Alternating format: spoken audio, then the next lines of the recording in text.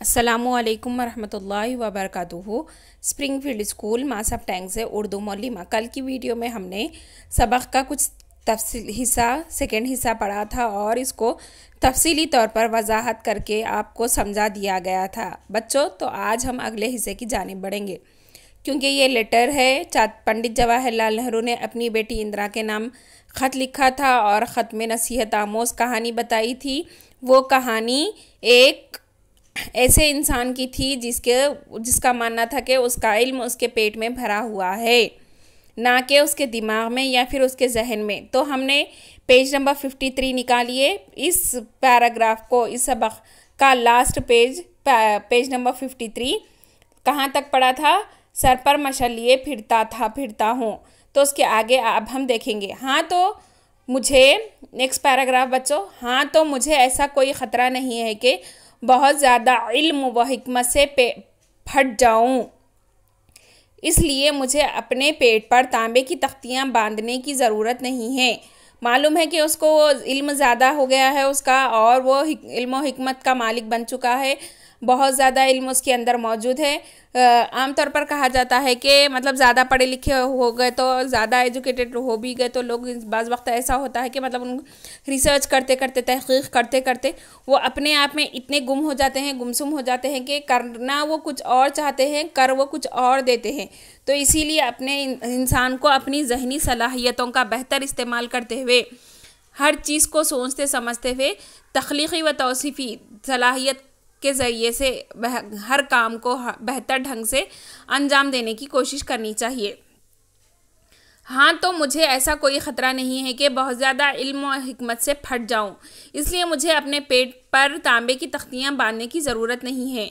और मैं ये भी जानता हूँ कि मेरी अक़ल मेरे पेट में नहीं है बल्कि जहाँ कहीं भी हो। मतलब उसको नहीं मालूम है कि उसकी अक़ल कहाँ पर है, पेट में है या फिर जहन में है, लेकिन उसका मानना यह है कि पेट में रहने की वजह से वो उसका पेट कहीं फूट ना जाए, वो फट के मर ना जाए, इसलिए वो पेट के अतराफ़ तांबे की तख्तियाँ बांधता है।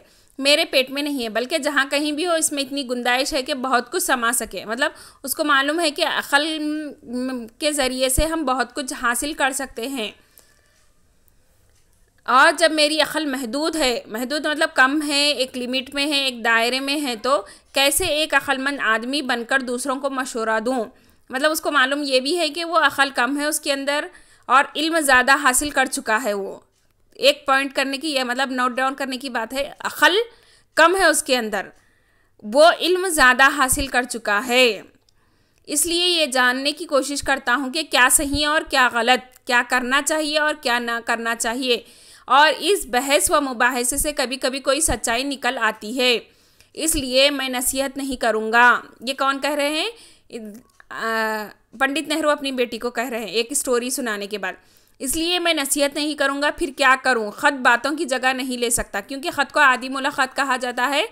वो जो समझ में आया बेहतर तरीक़े से, जितना वो समझ सकती है उतना उन्होंने अपनी बेटी को इजहार ख़याल किया है, क्योंकि ये एक तरफ़ा होता है। क्योंकि आमने जब हम ख़त लिखते हैं तो जो पढ़ने वाला होता है अकेला बैठकर पढ़ता है, बातों का उल्टा मतलब भी निकाल सकता है, ठीक है ना।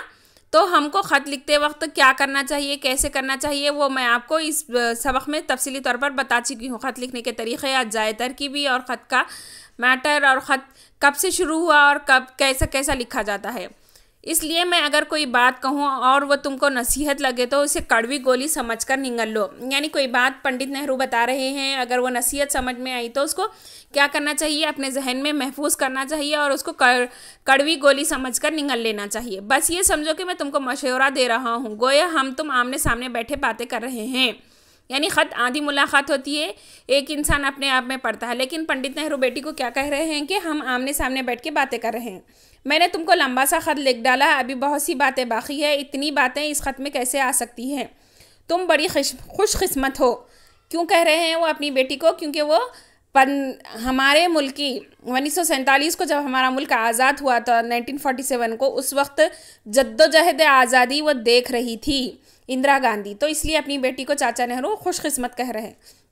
तुम बड़ी खुशकिस्मत हो कि अपने मुल्क की आज़ादी की जद्दोजहद देख रही हो। तुम इस लिहाज से भी खुशकिस्मत हो कि एक बहादुर औरत तुम्हारी माँ है। अगर तुम कभी किसी बात में शुबा हो या तुम किसी परेशानी में हो तो अपनी माँ से बेहतर साथी नहीं मिल सकता। यानी कुछ और आपको टेंशन है, कोई स्ट्रेस है, कोई अपने आप में कुछ कोताही या फिर कमज़ोरी महसूस कर रहे हो तो अपनी माँ को अपना दोस्त समझकर, अपना साथी समझकर, अपना बेस्ट फ्रेंड समझकर हमको वो सब कुछ शेयर करना चाहिए जो अपने जहन में जहनी फितूर चल रहा है, वसवसे चल रहे हैं या फिर खुराफात चल रही हैं। हम किसी और के ज़रिए से नहीं बल्कि अपनी माँ को बेहतर समझकर कह देंगे तो वह शायद हमारे मसले का हल भी निकाल सकती है।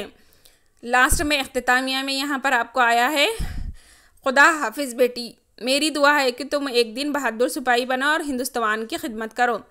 उनकी दुआ की बदौलत ही हिंदुस्तान की क्या बोलते वज़ीर आज़म के ओहदे पर भी इंदिरा गांधी फायज़ रही।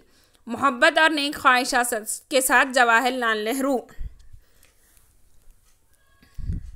तो बच्चों, आज का आपका होमवर्क है bit number 3 question and answer मुकम्मल कर लीजिए और सबक को अच्छे से समझने की कोशिश कीजिए। उम्मीद करती हूँ कि आपको ये वीडियो अच्छी लगे और समझ में आए। कुछ डाउट्स हो तो आप मौलिमा के पर्सनल नंबर पर रब्ता करके अपने सवालात का हल जान सकते हैं। जज़ाकल्लाह खैर।